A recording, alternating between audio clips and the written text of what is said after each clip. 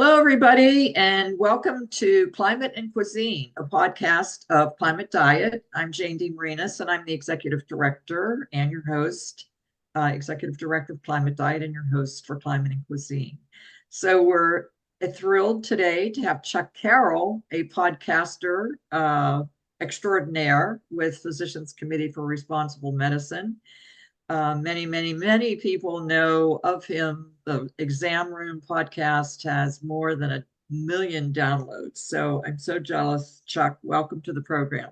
Thank you so very much for having me. I love that name, Climate and Cuisine, which a lot of people, I mean, I'm sure those who are listening to this understand, but the majority of people out there have no idea that the two things really do go hand in hand.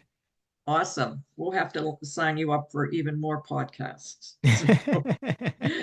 So Chuck speaks quite a lot. In addition to the podcast, he was at a fundraising event, our first one last week at a local DC vegan restaurant, and talked about his history. So we're just going to get right into it, Chuck. Chuck at one time had a 66-inch waist, and he also has been a professional, not that this is not professional, but he was with some of the big networks, well known, NBC, CBS. So I'm going to let you start into it, but talk about that transition from the 66-inch waist into your skinny self now. Or I should say your well-balanced, healthy self now. Yeah, that the funny thing is, I think that, you can't even get to the 66-inch waist without going back to my childhood where I really began this incredibly unhealthy relationship with food. And at a very young age, I had no idea what was happening to me. But, all of the trips to the drive-through and the junk food and, grandma's house with the blue box macaroni and cheese and hot dogs and cans of baked beans, which was a well-balanced meal at the time. That began to take its toll, not just on my health, but then also kind of on my mind, because what I came to learn later in life is that food can get its hooks in you in terms of addiction, just like alcohol and drugs and tobacco can.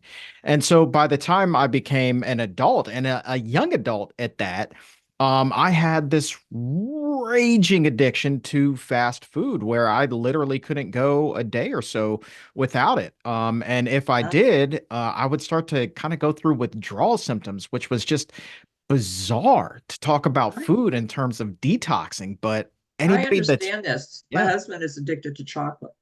And so and that's just it. So it's like everybody has kind of a vice, whether it's chocolate, a lot of people, it's coffee. And think Yeah. about, if you are a coffee person, right? Think about how your morning is when you don't get that cup of Joe and how Headache. you feel, right? Yeah.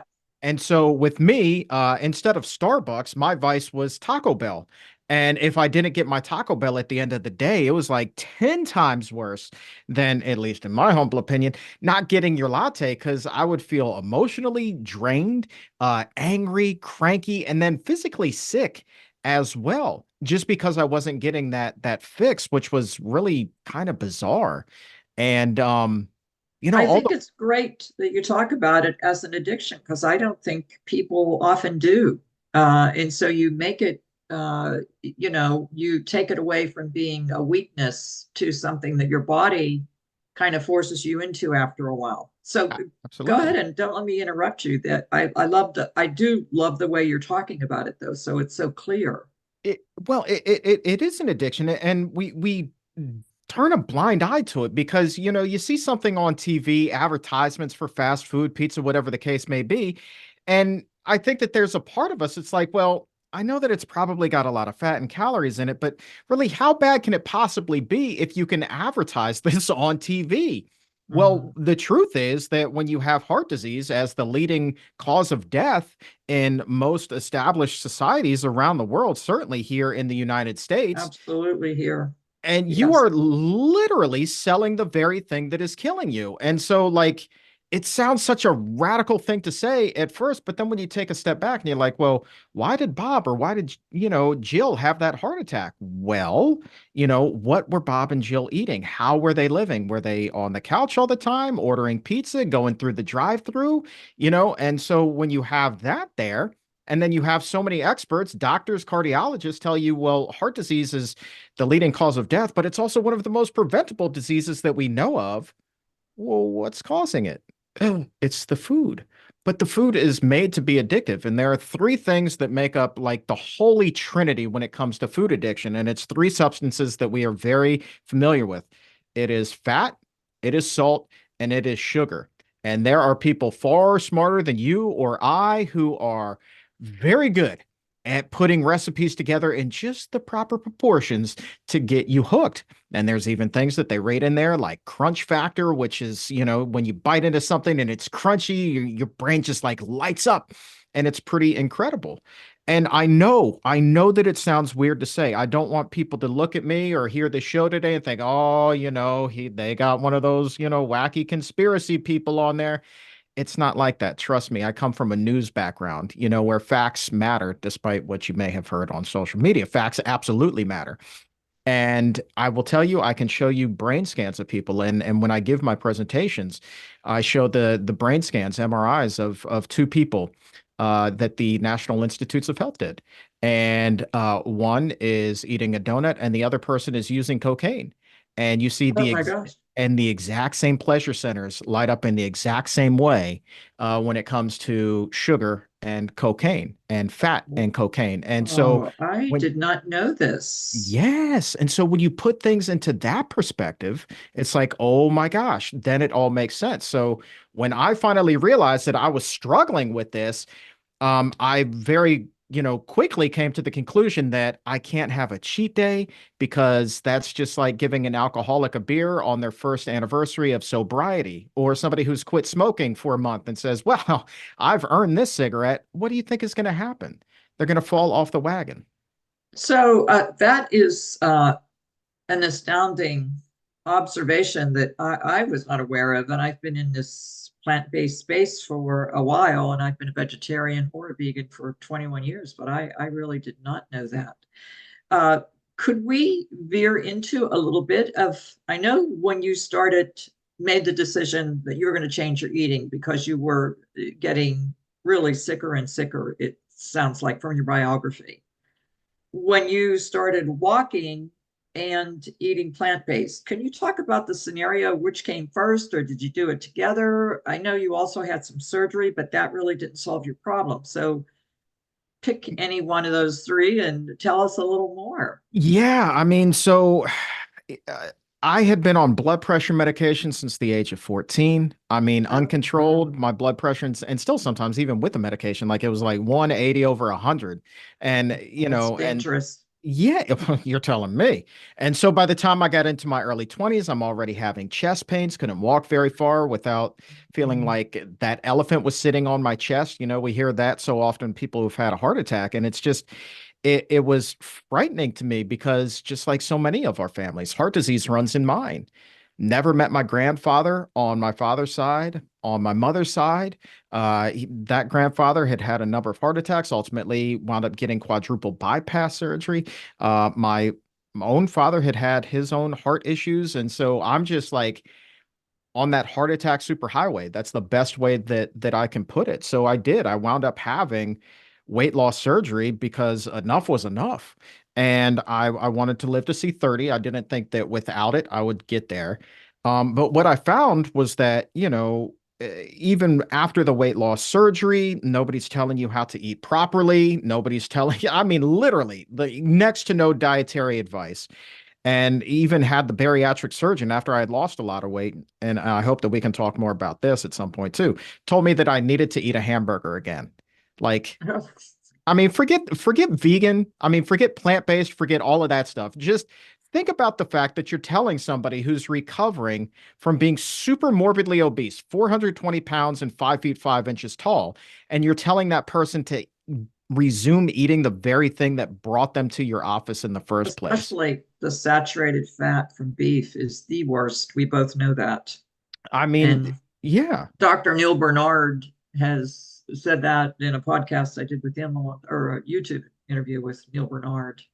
Oh my gosh. So Well, it's so when it's did just you crazy. start? Yeah. So when did you start with the plant-based diet, and how did you evolve from that? So it was a few years actually after I had the weight loss surgery that I gravitated toward plant-based because, I started to notice the scale going up a little bit. I was getting a little bit heavier than I would have liked to have been. And I started to play mind games with myself. The same kind of mind games I used to play where I would justify going to the drive-through when I knew what it was doing to my body.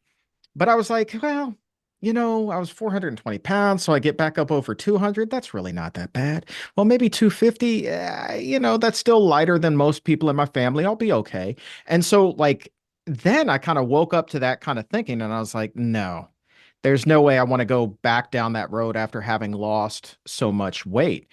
And you would ask me about what came first, the diet or the walking. And honestly, they did kind of go hand in hand because I started walking immediately after the surgery and you can't eat much at that point anyway. So what else are you going to do? I just filled my time walking as opposed to eating Taco Bell. Um, but never really got a gym membership. I just built up to walking 5 miles a day. Oh, that's fantastic. That's Yeah. a lot. Well, I mean, it kind of I became addicted to pounding the pavement. I guess I'm just a creature of habit. So I had worked it out, and I hope people use this tip as well.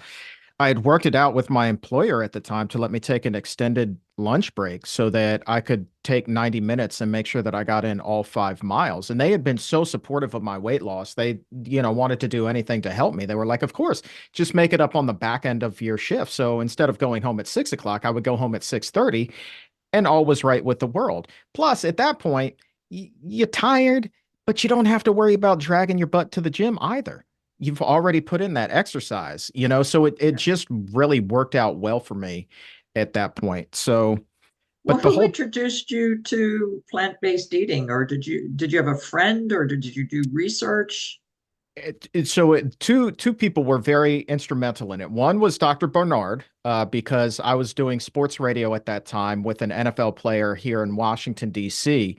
And I was doing the radio show, and we were approached with the idea of doing a PSA for PCRM. And neither one of us ate a plant-based diet. We didn't know the first thing about it. It was like, but basically all they said to us was, all you have to do is talk about the importance of healthy eating, primarily fruits and vegetables. So it's like, no problem. We got you. And that, little did I know, would become a crash course on all things healthy. And I learned more and more and more over time and really liked it. So I kind of tucked that away for a little bit. But then I'm doing a separate interview for a column I was writing for CBS, and it was another athlete, a professional wrestler of all things, a WWE champion by the name of Austin Aries. He was their cruiserweight champion for a little while. And he was telling me that I should go plant-based. He himself was plant-based and had just written this great book about his climb to the top, how he had grown up in dairy-heavy Wisconsin, where, they love cheese, they love She said, sausage. And here he has this plant-powered journey, from small-time wrestling to big-time millions of people watching him on Monday nights on WWE. And he's like, he gives me this list of documentaries to watch and books to read, and I'm sold. All things health. And I remember what Dr. Barnard was talking to myself and Adam Carricker, who was the NFL player who I did the show with, about, some time earlier. And everything kind of fell into place. And that was the day when I went plant-based that my weight loss journey was no longer just a weight loss journey. It was a total health journey. So I didn't have to worry about heart disease anymore, or Alzheimer's, or cancer, or any one of those other heinous diseases that run in my family. We have a large, large family. I mean, my mom was like one of 11 children. So we got like all kinds of aunts and uncles and like 30 some odd first cousins. Like, the reunions are quite the big to do. So, we have a lot of different diseases in our family, and just being able to not have to worry so much about those anymore has been such a burden that's just been lifted off of me. Chuck, can you talk a bit about, in this I've read in some of the biographies of you, the savings in medical costs that you found from being healthy again through plant-based eating and sticking with it? Man, you want to talk about medical savings? Holy smokes. I mean, number one, you take the blood pressure medication off of the table. antidepressants off of the table. And but that's just the small part. Then you look at the time and the copays at the doctor's offices and these expensive The weight loss time. surgeries and all of that stuff. I mean, I was in the doctor's office at least once a month for chronic recurring sinus infections or strep throat, which I was getting time and time and time again, or some kind of other wacky kind of disease, inner ear infections, like I don't know. But the game, Jane, the game for me, because I wasn't taking health too seriously yet at this point, was to see like how thick my folder could get at the doctor's office. This was before everything was digitized and they just had, rows and rows and rows of patient files, and mine was as thick as an encyclopedia. And yeah, I mean, when you add up all of the trips to the doctors, the time, the cost, the medication, all of that, like I'm saving thousands of dollars every single year, and I'm healthier and I'm happier about it. Like I would much rather take that money and go to Aruba than give it to my primary care physician. No offense, she's a very lovely person, but man's got to travel, right? The cost is something besides sort of the misery of how tough it is to have all that extra weight on your body and on your heart. But that cost is shared by consumers at Medicare that we all chip into as taxpayers, right? And Absolutely. our premiums for healthcare costs, we're all sharing that. And so the sicker the population is, the costlier it is for every one of us.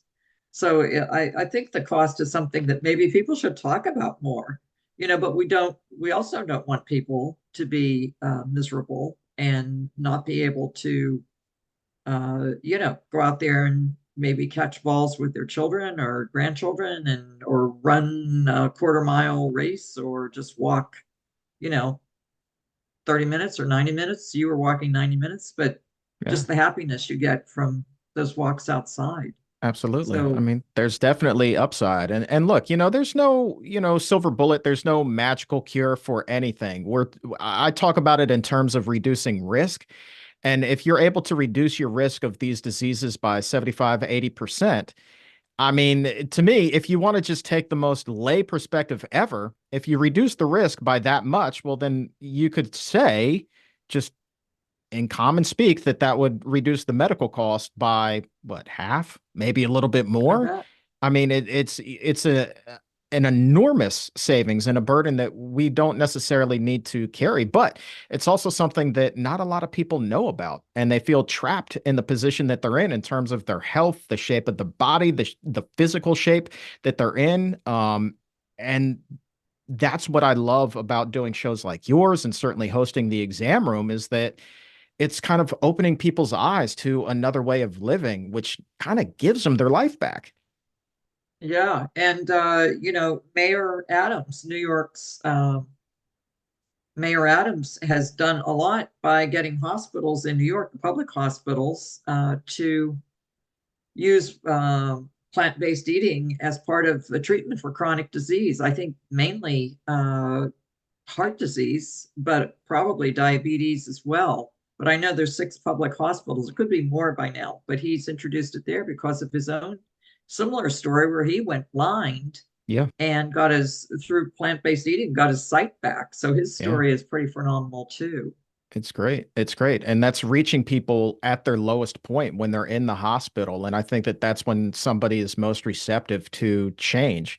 Think about what motivates a person to go on a diet. They're feeling really crummy about themselves. They can't take it another day, so they implement change. But the thing that I like about the programs that are being established in New York, and then there's also Rob Osfeld, who's doing wonderful things. He's a cardiologist at the Montefiore Health Systems up in New York, who has also established these wonderful, not just inpatient, but outpatient programs to help people understand the importance, the gravity that their diet has in terms of their health.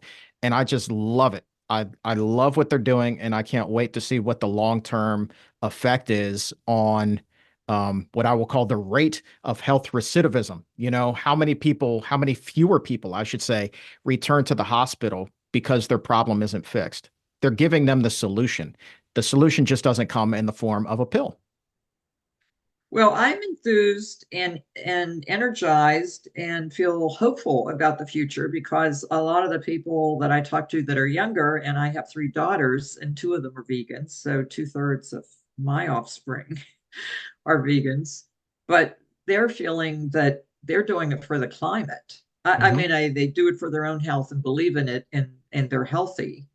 But they're also doing it for the climate, not really just my daughters. But when you talk about the younger generation, they see the climate change and they see these hot days. Phoenix, 100 days in a row of temperatures over 100. Hmm. And that trend didn't stop yet. I believe they're still up over 100. So I don't know what the number is right now, but the media is doing a job, I think, of trying to get this message out there on the climate side. I'm not sure as much on the healthy eating side and what it does for your body, but some of it is getting out there on the climate side. So whatever energizes people toward both, because obviously they're connected, um, more power to them. But we do need the media, and we need people like you that are doing such a great job. I mean, 1 million downloads of your show, it's just incredible. So it's actually 100 million. Oh, 100 million. Yeah. Oh my gosh. But thank you. Nonetheless, yeah. Yeah, between Wow. YouTube and the audio podcast platforms, Spotify and such, yeah, we've amassed quite the following. And it's humbling. It just shows that there's a lot of people out there who want to lead a Want this healthier life, info. you know? Yeah, and want this info. Well, that is even more fantastic than I thought. So Thank you. before we wrap it up, do you want to talk about anything that we've missed or talk about PCRMs? I'm not sure what's on their website. I know I've been there, but not so much recently. Information or how to download your program. We can put that onto the podcast at the end, but if you want to mention it here, that would be helpful. Sure.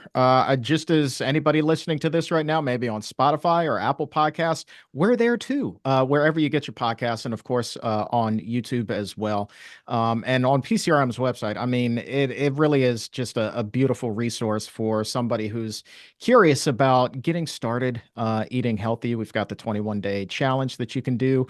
Obviously, any kind of health topic that you want to pull up, if you're suffering from migraines, if cancer runs in your family, heart disease, whatever the case may be, we've got plenty of resources for you there too. And recipes, oh my goodness gracious, pcrm.org/recipes.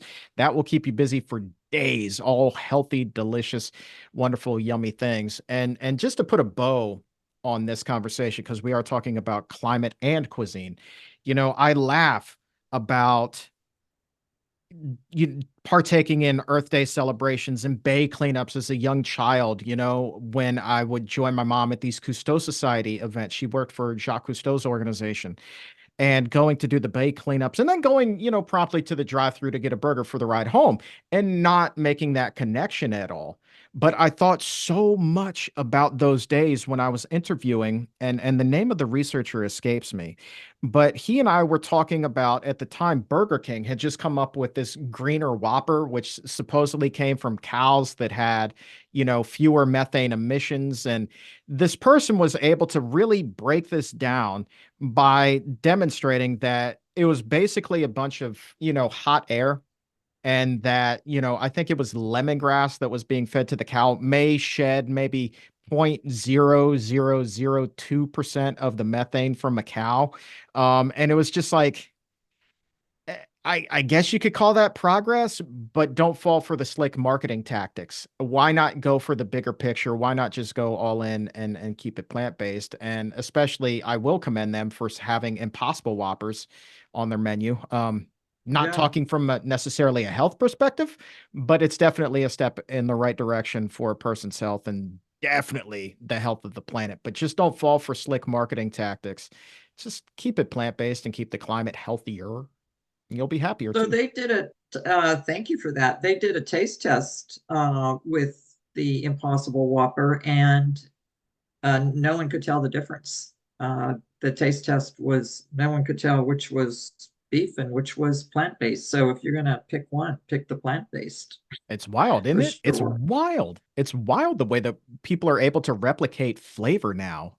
There really They're is no delicious. I reason. mean, we love them. I use them and just, I take recipes that I learned from my mother and just replicate them with plant-based meat And and that's, sometimes mushrooms. I mean, there's so many great yeah, recipes, and we have. So I'm glad you mentioned the recipes on your website. We have them on ours too, Aaron and Jane's Kitchen. there you A go. lot of, and you know what? You can't get enough of them because it's so fun to experiment with new recipes. It's so cool. And just to the guys out there, look, I am a man's man, despite the fact that I'm wearing a pink tie and a white hat right now. All right, listen to me, fellas. I'm a former sports reporter, 420 pound, had season tickets to the Washington Commanders. Okay, lived and died at Old Dominion basketball when I was growing up in Norfolk. Love baseball, love pro wrestling. Like, I am a man's man. And I'm here to tell you, I am today eating a plant based diet every bit the man that I have ever been. Right. And I don't miss anything that I used to eat. Why? Because I'm still eating it. I'm just eating healthier versions, whether it's that Impossible Whopper or making healthier burritos or whatever the case may be. It doesn't mean giving up your favorite foods, fellas. It just means eating different versions of them. And look, you can keep it your little secret too. Nobody's going to be able to tell the difference, as you just heard, between the Impossible Whopper and a regular Whopper. So chow down and get healthy at the same time, my friends. That is great advice. So we want to thank you, Chuck, for this opportunity to hear your story again, which I hear new things in it, and I'm glad to hear, even more about your background and to get my data updated. 100 million downloads. It's too impressive. Thank you. But thank you so much, and I hope you'll come back. We will put PCRM's website and how they can get in touch with your podcast and download it. And we'll also have it on our own website and our social media. So Awesome. thanks again. Thank you, everybody, for joining us today and visiting with Chuck Carroll, Exam Room Podcaster Extraordinaire. Thank you, Chuck. Thank you. Bye, everybody.